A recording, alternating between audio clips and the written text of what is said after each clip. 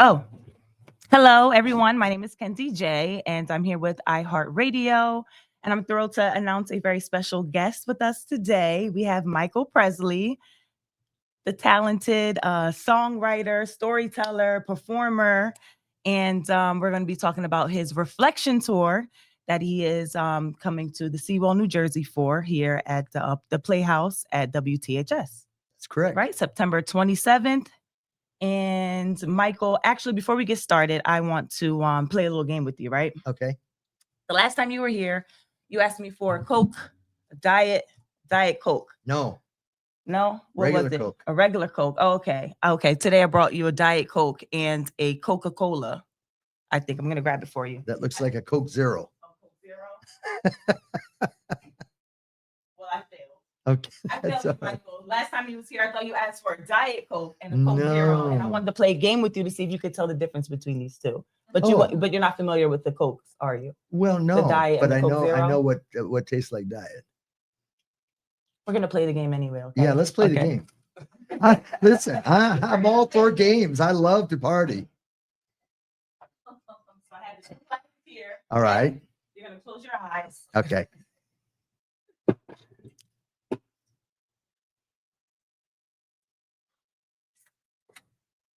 All right. First up.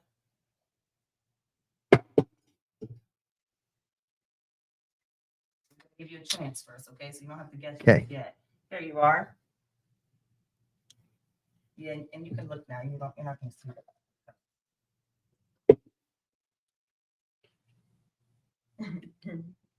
Okay. All right, that's the first one. Second one's here. They smell different.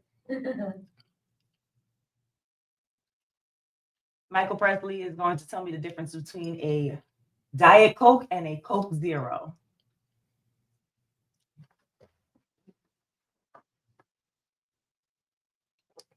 Want to taste this one again? Mhm.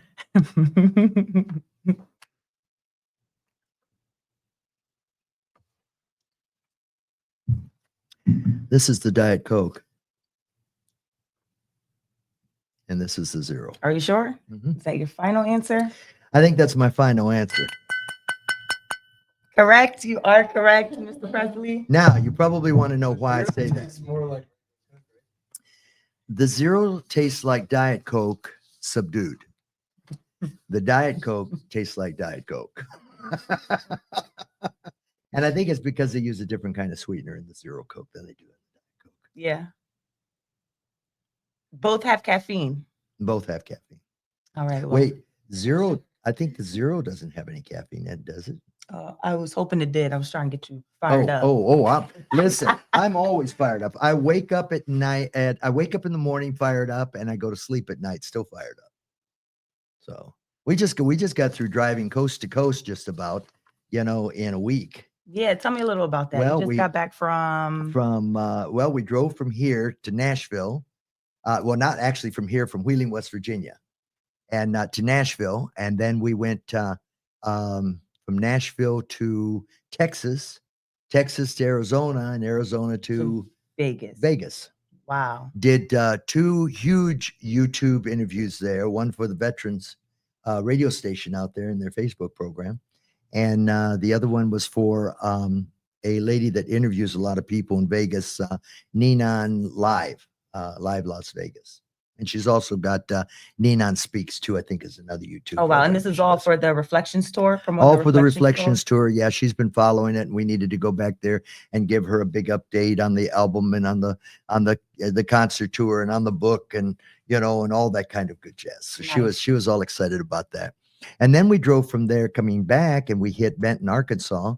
And from Benton, Arkansas, we went back to Knoxville, Tennessee, where the studio is at. Oh, wow. Sequoia Recording Studios, and I had to stop by there. Then from there, we went to Wheeling again, dropped everything off that we had picked up along the way, and I literally turned around, climbed back into the car, and drove to New Jersey. Wow. Well, welcome. Wow, you a busy bee. Yes, Very busy. yes. And I still haven't been to the beach, and this is my second trip here. Oh, yeah, forget about it. We're in the fall now. Summer is over. Oh, well. See, I always miss those kind of things. It's Working, okay. rock and You'll roll. be on vacation after the tour. Yes, there you go. So your next stop is at Playhouse. Yes, the next stop will be at Playhouse on the 27th. So tell me, what can people expect who might have not heard your music before? Well, this is a brand new tour for us, and it is one that I'm really kind of excited about because we've had so many questions about, gosh, who is he and who's this and who's that and what's his connection, everything like that. And they came to me and they said, you really need to do a tour so people can know more about you. We were doing a lot of meet and greets and individual performances and stuff. And then they said, well, you really need to get out there and get exposed to the public heavily. And so we got excited about it. And I said, well, if we're going to do that, why don't we tell some stories? Let them know exactly, where did I come from? How did I get here? I didn't just explode on the scene. We've Yeah. been here a lot of years and who my father was and my mother was and how that all transpired. And Yeah. Tell me a little about that. How did music become such a significant part of your life? well, it burns in my blood. Literally burns in my blood. Music has been Wow. there all of my life. And I've done other things. I went into the Navy and served our country, in the military, honorably. And but it was always music. I always seemed to come back to music, back to the entertainment industry. And that's probably because my mother was a vocalist for the big band back in the day. And there was, Les Brown's orchestra now, Guy Lombardo, Prada, Scatman, Xavier Kugert, to name some of the big ones. And she performed with all of those in the big band auditoriums and in the big band ballrooms that they used to have. And they used to have big band shows all the time. A couple thousand people show up for these shows. And then you've got my father, who is the king of rock and roll. The king of rock and roll. Yeah, and so I got a dose of it from both directions, and it literally just burns. If I'm not working, I'm nervous and I'm bothered and I can't sleep right. Yeah, that's when you're passionate about something, they say you never work a day in your life, right? Oh, that's it. You never work a day in your life, but you're always working. So when you were growing up, you were in these environments and these atmospheres, like with your mother working and father No, working. mom quit working the club circuit, and of course, my father went on to be who he became, Mhm. the king. And mom got a very quiet, subdued life for her children, and she wanted nothing to do with the entertainment industry. She had right about that same time she had seen one of the big band directors shooting up with heroin in his dressing room. And that pretty much did it because she was, pregnant with me at the Oh time. wow, okay. And she said, I can't do this and I can't bring him up in the industry. And his father is who he is. And this is going to be a bad scene. I just see this as a bad scene. And my mom, being a member of the Church of Christ, not Latter day Saints, but the old Church of Christ that believes in no instrumental music in the worship service and the Lord's Supper every Sunday, that kind of thing. And she said, I can't do this. I can't be in this industry. I can't raise my children in this. And now I have an illegitimate child, you know, by the king. Oh my gosh, I was hated by my family. Were you Oh yes, on that side of the family, my on your mother's dad's side. side or your No, no, mother's side? on my mother's side. My mother's sides of the family is made up of all ministers. Okay. So, and some So of a them child out of wedlock is that a back in the no-no. Yeah. 1950s, that was a no-no. Mhm. I mean, you might as well have been just somebody, Yeah. and of course having an abortion or anything like that, they just didn't do those things, and she wasn't going to do that. She cared too much about what she was carrying, and nor did she want to place the responsibility, upon me that I wouldn't have a life, Mhm. so she gave up her life so I could have a life. But yeah, back in those days, I mean, they even hated my father. They were burning his records in the town square in some of those southern towns, and they were saying, "We're not going to have this guy come into our town and give a concert and excite our women folk into Oh a wow. lather and and do all these moves and stuff." And He was too seductive. yeah, he was real seductive. And so, it just that just didn't happen. And as a result, I mean, in my mother's side of the family, there's ministers. Berkeley Hackett is my cousin. He's my grandfather's brother's son. Okay. And Berkeley Hackett went on to be one of the biggest um, traveling ministers in Africa, set up the college over there that now pumps out more students than any Wow. other college in Africa, founded thousands of churches of Christ across the state of, or across the continent of Africa. And I mean, that's the kind of size ministers that, was on that side of the family. And of course, I've been known to give a little message or two, but it's a very positive message. Sometimes during an event or a show, and it's very directed and motivated for people today. It's not a heavily churchy type of message. It's a life message. Wow, yeah. I'm still wondering, when did you first start? Was it like you were writing music, or did you just start singing? Started singing. Singing? Yep. Yeah. Started singing in the church. And it was funny because my mom said, "You realize that you used to go up there and direct the entire congregation." Yeah. And I said, "Well, what did I do?" She says, "You marched yourself right up there, 4 or 5 years old, and stood next to the song leader, because we always had a song leader at the front of the congregation and led the congregation in congregational singing. And I was right there to You see, a leader away. is a leader. I was just telling my niece this, that regardless whether somebody makes you a captain or a lead of something, a leader is always going to be a leader within. It's in your genes. Yeah, exactly. It's in your body. It's in your genes. That's right. So tell me about somebody else who might have influenced you other than your family. Oh my goodness. Everybody in the music industry. I listen to everybody. My mom really exposed me to a lot of different kind of music, from composers like Mozart and the great classics and things along those lines, to Mario Lanza. And my father actually provided a voice coach for me back in the 1970s, who was trained by Mario Lanza's teacher. And my voice coach's name was Adrian Rosati out of California. Shout out to Adrian, because I heard you a little bit and you sound amazing. Oh, for anyone who hasn't heard Michael Presley yet, for the record, he is amazing. Your voice is amazing. Yeah, you're a great performer. Thank you very much. Thank you. And of course, I got trained in that bel canto singing, which was like Mario Lanza did. And my father was the same kind of singer, that tenor baritone, Midnight Idol, they used to call him, type singer. Wow. And this is, you were born and raised where? 1956 is when I was born, March of 56. So I am an Aries. My father was a Capricorn. Aries, yeah. Yes. We're both goats. That's what I always say. And then the first few years of my life, I was raised in Michigan, and that's where I was born, was Detroit, Michigan. Okay. And for the Michigan people, they all know Madison Heights and all that area. Listen, I had family all over that area. Oh, yes, yes, yes.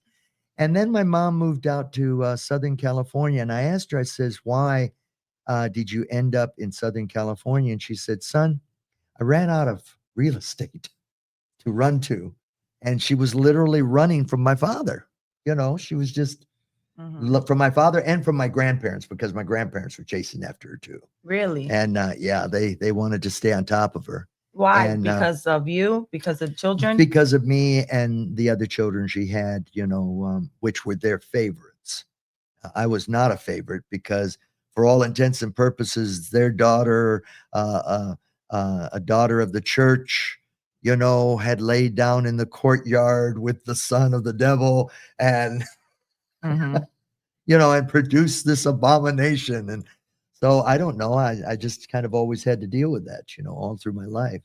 And it was funny because grandma and grandpa never said, "We love you." Oh, I got beatings too, let me tell you. No way. Oh yeah. I'd have to go out and pick my own switch. Oh my goodness. And it could be for something as small as tipping over your glass of milk on the table. But they thought I did it on purpose. So you have siblings? Oh yeah, I have a half brother and half sister. Okay. Yeah. And they're older? No, they're younger. They're younger. You're younger. Yeah, you were the first. I'm the oldest. So, but yeah, and then we grew up in California. I went to school out in California, and I was a bit of a nerd out there, as well as a singer. What part of California? Carson. Okay. Yeah, Carson, California, right next to Compton. In fact, one of my first recording dates was Black Widow Studios out of Compton. And it was just like right over the freeway from the house. So yeah, that was, and California is not the same as it was back then. Back in the 1960s and 70s, it was a great place to Mm-hmm. grow up, Mm-hmm. and now it's California is California. That's Yeah, overpopulated. oh yeah, strange. So, during your tour, you're going to be kind of obviously performing, and you'll be also Everywhere. storytelling too. Yes, everywhere. The audience will be able to learn a lot about your history and your past. We're going to bring the photographs, folks. We're bringing the documentation. Just bring in Yes, you can proof. see my birth certificate and my DNA and all of that kind of stuff that goes with the show. Yes, we're bringing pictures of me and my father together. We're going to provide, photographs of me growing up, and you're going to see the nerd, because a lot of you don't know, but in the book, In My Father's Footsteps, that I've written, I tell about the whole story. It's not just about my father, because my father's portion and effect in my life directly ended, of course, in 1977. Mm-hmm. But I continued on after that. And I was my own self before that. Right. So, there's a lot of things that nobody knows about me. They don't know that, I got a nuclear engineering degree in the Navy and minored in medicine. Nobody knows Wow. about Yeah. that. Some people don't even know you're in the Navy. No, nobody knows I was in the Navy. And they don't know that I got a scholarship through my science endeavors. And I was one of the first people to develop one of the first working liquid lasers. And that was bought by Bell and Howell Wow. and used in telecommunications that everybody's enjoying today. Mm-hmm. And, and this was all in high school. I discovered a Chumash Indian village out in California Wow. that nobody knew existed. And there's a monument there now to the village of Suena in the Wow. city of Carson. And it's all of these kind of things. Worked with Dr. Shelley P. Applegate of the Museum of Natural History in the paleontological department, and wrote a book on Shark's Tooth Hill, which is a big fossil bed in Mm-hmm. California, Kearns County, California. And all of that stuff goes into little bits and pieces of really who Michael Presley is. And so I'm not necessarily just a singer. I'm a lot of things, Mm-hmm. you know, and multifaceted. But music has always been straight in the middle of everything. And now we got new music coming out by Otis Blackwell. Now, Otis Blackwell wrote four of the biggest songs my father ever did. Mm-hmm. Return to Sender, Don't Be Cruel, All Shook Up, and Fever. Okay. Those four songs were written by Otis Blackwell, but Otis Blackwell had written a lot of songs for my dad over the years and had never supplied them and was waiting for the opportunity to do so. My father was getting ready to do a comeback in 1978, and he never made it to there. There was no tours booked for after 1977. There was Mm-hmm. there was nothing. They had cleaned the slate out. He was not scheduled to return to Vegas until the following summer, where he would have in 1978 then released his first and next comeback. And he was planning on getting weight down and getting his life in the right direction. He was going to marry Ginger Alden, and different things were going to happen for him. Going back into the studio to record some of Otis's songs. So what we've done now is we've gone back into a studio, Sequoia Recording Studios, where Dolly Parton has recorded some of her biggest hits. Right. And we are now This is in recording. Knoxville, right? Yeah, Knoxville, Tennessee. We are now recording in that studio. I'm going to be recording there in Los Angeles the Otis Blackwell songs. Yeah, So, nostalgia. well, yes, and we're hoping to put a little bit of a fresh 2026 Yeah, spin spin to it. on it. That's it. Yeah, that's gonna sound good. I'm looking And forward to it. Benny Clark was his piano player back then. Benny Clark is working with us on the project. He's going to be one of the producers for the record. Okay, Benny Clark. Shout out to Benny Clark. That's it. I know he's out there listening. Oh, this is awesome. This is awesome. So you're coming to Sewell in September 27th. We even have a question and answer period during the concert. Oh, do you? Yes, yes. Towards the end, I'm going to open up the floor to questions, because maybe we don't have your question answered in the show. And I really want to do that. I want to meet people. My father was a person, a people person. I am too. His fans were very important to me. And they're very important. They were very important to him. They're very important to me. Mhm. And I want to meet everybody. I want to get a chance to shake people's hands, and because ultimately, when you end up in auditoriums and facilities and arenas are 10, 15,000, 20,000 seats. We were supposed to do a residency starting in 2020, and then COVID hit, and that kind of went down the drain. But that was 10,000 seats, and I always thought to myself, if I would have started there, I would have never had a chance to go and meet people. Mm-hmm. And I really want to get to know people who's coming to see me perform, talk to them, get to know their moms and dads and their family members, their sons and daughters and aunts and uncles, grandma and grandpa, Yeah, really connect with the audience. really connect with the audience, because it's all about you folks out there. I mean, that's what we're doing. We're not entertaining ourselves. We're coming to entertain you and bring a fresh perspective to you. And in this day and age, in 2025, 2026, we've become so disconnected from everybody. I mean, we don't talk anymore. We text.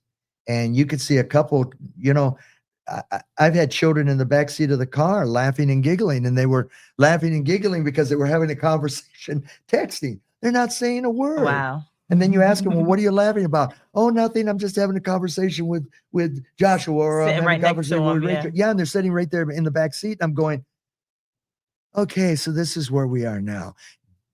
I drive quietly. They laugh and have a party, and it's on text messages. And that's the way we become. And I think we've really forgotten to communicate with people. And I just, the book ended up being 5,000 pages before they started cutting it down. Yeah. And it's just because I guess I had a lot to say. I started out not knowing what to say. Mm-hmm. And then I just started writing, and the floodwaters opened up, and it literally, in the book, it follows chronological order. So each chapter is another year in my life. And you can literally follow me prior to my birth and then all the way through up to now. That's so interesting. And when does the book come out? The book's supposed to come out the end of this year. Okay. And it's called In My Father's Footsteps. And we've got, in fact, I could give you one of the prospective covers, because they've already shown me several covers that they want to utilize. That's exciting. And you can put that on your website. Okay? Sneak peek at the cover. Yes, and we can also give you the ad and the explosive minute and a half, whatever it is, audio there. This one's kind of neat because it's got an atom bomb exploding right at the end. It's just. Is the book going to have the photos? Yes, photos, documents, all of that. And by the way, folks, too, for some of you who follow Elvis Presley closely, there was a whole lot of conspiracy talk and everything in the 1970s about what happened to him. Mm-hmm. In the book, I explain all that to you, okay? And I provide the documentation that my father could not have been rigor mortis setting in and dead at the house and the ambulance transport him to the hospital, because ambulance personnel and EMTs and fire department do not transport what do you call them? Corpses, with rigor mortis in them. Right. They don't do it. They call the police department. The body already doesn't have a pulse, you're saying that's it. They'll take them to the morgue. They take them to the morgue. Well, the first thing they do is they call the police department. The police department calls the coroner, and the coroner comes out and goes, yeah, that's a dead body. Let me see how long he's been dead. And they puncture the liver with a thermometer, check the temperature, and then they go, yeah, okay, he's been dead 4 hours, or he's been dead 6 hours, whatever it is. And that's what they determine. And then they transport him to the coroner's office, but they don't transport him to an emergency room. That's why when you read in the books that have been written about my father that he was dead when they found him, this is not true. Also, he did not die of a drug overdose. A lot of people don't know that. My father did not die of a drug overdose and was not on the influence of any narcotics or drugs at the time.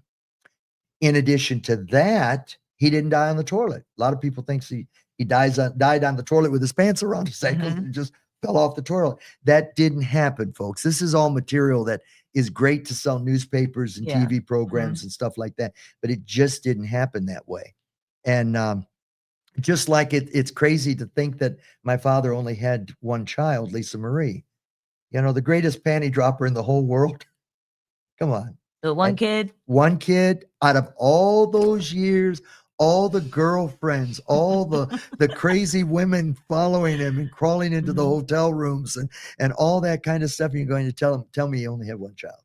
And that child was born 9 months to the day and almost to the hour that she supposedly got pregnant. Ladies out there, you know that doesn't work that way. Not always. Not always. So So your concert series, you support research for the Lewy body dementia and Parkinson's, right? absolutely, And why absolutely. is that? Why is that cause important to you? Well, it is rampant right now and it's getting worse. And we're really the sickest country in the world. I mean, it's phenomenal. They were doing court or congressional hearings here recently, and I was listening to it and I'm thinking to myself, my gosh, we've gone from 1960s to here, and all of this is where we are now, and everybody's sick, you know. And I'm looking at that and listening to the radio programs and everything on it, and I'm thinking to myself, you know, this isn't right. And then I started to do my own research, and I come to find out, that a lot of the diseases we have today were not even heard of back in the 1960s. Mhm. Okay, and there are infections that we get today that were not even in existence back then.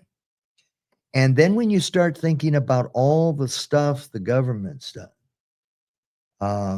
you know, I am not sold that I don't remember the Tuskegee airmen that were infected with gonorrhea Mm. by the federal government to see what would happen to them, and they never knew it was being done to them. Wow. So, I know, and it's I'm not against the government or anything like that, but I know they've done a lot of things Right. in their lifetime, and it's time for us now to turn the tide and go back Mhm. in the opposite direction. And so I thought, well, what is the best way that I can do that? My gosh, I know people that have got Parkinson's. I've got a friend of mine, Hank, who's got Parkinson's. He's got Lewy body dementia, and all of this is affecting him. And I'm looking at that, going, we need more research dollars. We need to help these organizations out. You know, I know there's a lot of talk, and I don't want to be political about all this because I'm not. I'm not Republican, Democrat, or Libertarian. But I've got to tell you, we can't expect our elected officials to do their job if we don't personally do our job in our everyday Mhm. life. And that is, we've got to, as a country, as a people, as a worldwide race, humans, we're all the same. We walk on two legs, we got two arms, we got, a head. We're all born with these things, okay? We got a brain. We've got to make the world great again. The world was great at one time, Mhm. and then it's kind of slipped. And America was one of the greatest countries in the world, and then it slipped. And we got to get back to being great again. All of us being great. Everybody being on point. Everybody's got a job. But what did that guy say? A chicken in every pot, and a Mhm. car in every driveway. Mhm. And we really need to get that. We got to start communicating. We got to start, parents, men, step up to the plate. Accept responsibility for your children. Mhm. I've accepted responsibility over the years for lots of children that were never mine, by blood. But I adopted them all. They were with ladies that I was with, and yes, the ladies follow the pattern, like father, like son. It falls up the same apple tree. Okay, but I'm Apple doesn't accepting fall it. too far from Okay, the I tree. am accepting the responsibility.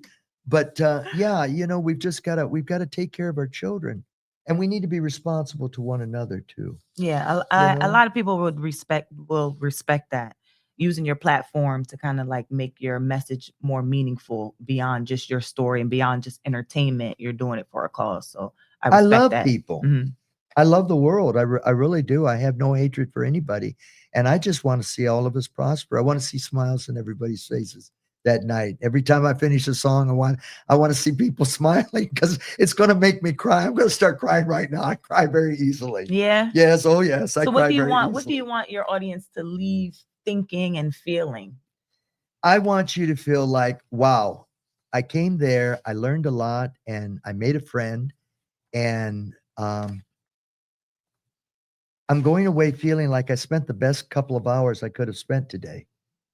That this left me a good feeling. A lot of times you'll leave a concert, you know, a lot of our entertainers out there today, you'll leave the concert and you're left kind of feeling, well, it was a great concert, but I really don't have anything left.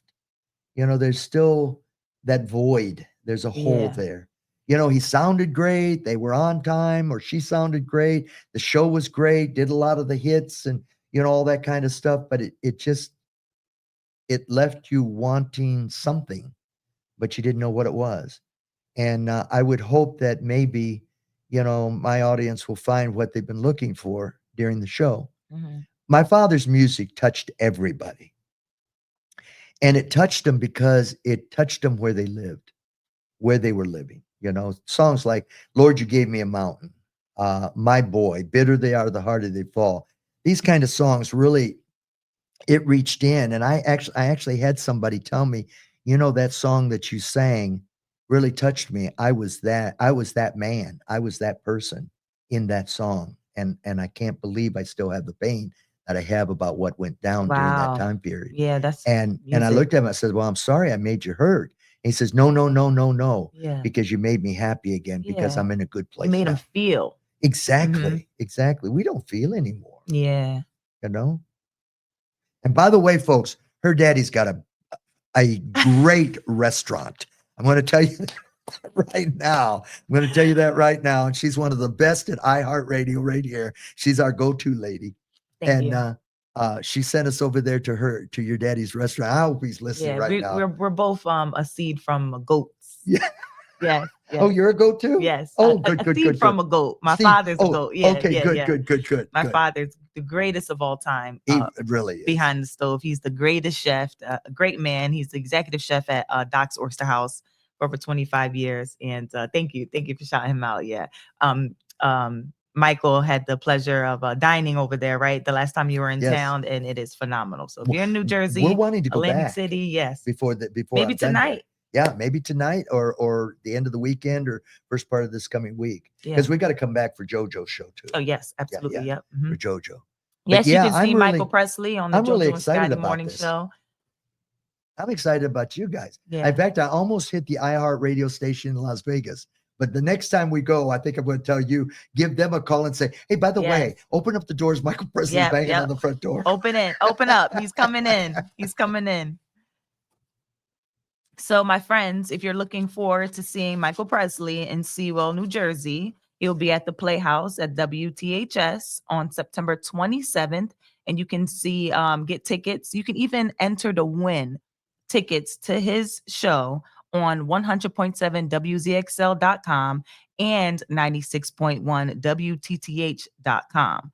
The link there to purchase tickets will also be available with more information on Michael Presley and his Reflection Tour. Michael, And thank I you again promised so to do a much. lot of songs. I know I did a lot of talking this morning, but I got to get it all out. We Yeah. got such a short time period. And I got to try and get as much out as I can. But please come down and see me. I want you to come down, enjoy yourself. I think they've got two different ticket prices. I don't get involved in all of that, but I think one's $100. But it's worth it because you get a lot of neat little goodies Yes, in a that's the goodie bag. VIP package. Right. Mhm. And we'll have cake together in the afternoon at a meet and greet. And he's awesome. Look at him. You can't just leave him up there on the stage. You're gonna have to connect with him, talk to him. He's a really personable guy.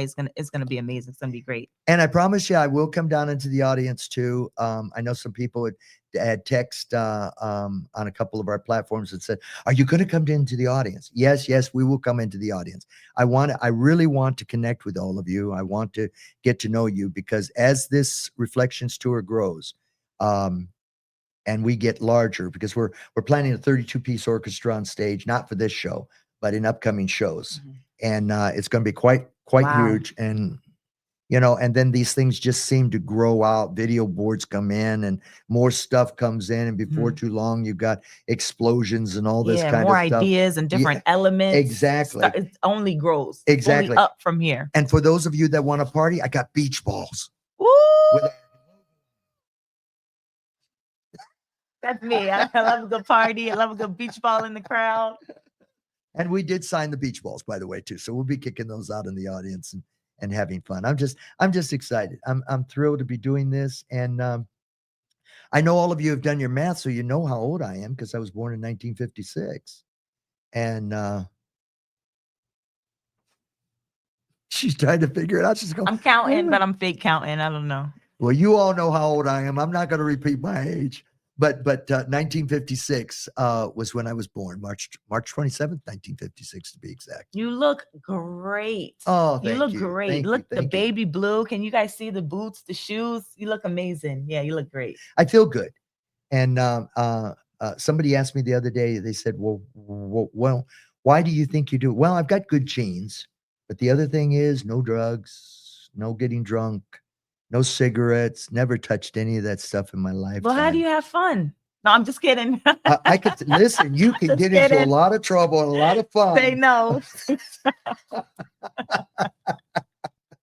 without being drunk. I've always been the person to take everybody home at the Okay. end of the night. And then usually they're so sloshed to begin with early on. I go, I've still got the rest of the night to party. And I Yeah. go right back out again. So you're here this weekend? I'm here I this have weekend. a long weekend. You want to be my designated driver? Absolutely. I'd be more than glad to chauffeur you around. And I'll be looking at you going, okay, Yeah. honey, come on, time to go home. Oh, it's gonna be awesome. I promise not to be that way at your concert at the Reflection. And I'll Tour. protect you Yeah. for your daddy because I go, no, excuse me. I've met her father and no. Yeah. No. She's coming in the car with me. Bye. I love it. I love it. Well, thank you again, Michael. Thank you for coming and talking to me today. Again, my friends, if you want tickets to the Reflection Tour, make sure you visit 100.7wzxl.com. Absolutely. And Eventbrite. Yes, eventbrite.com. If you go on eventbrite.com, just search Michael Presley Reflections Tour.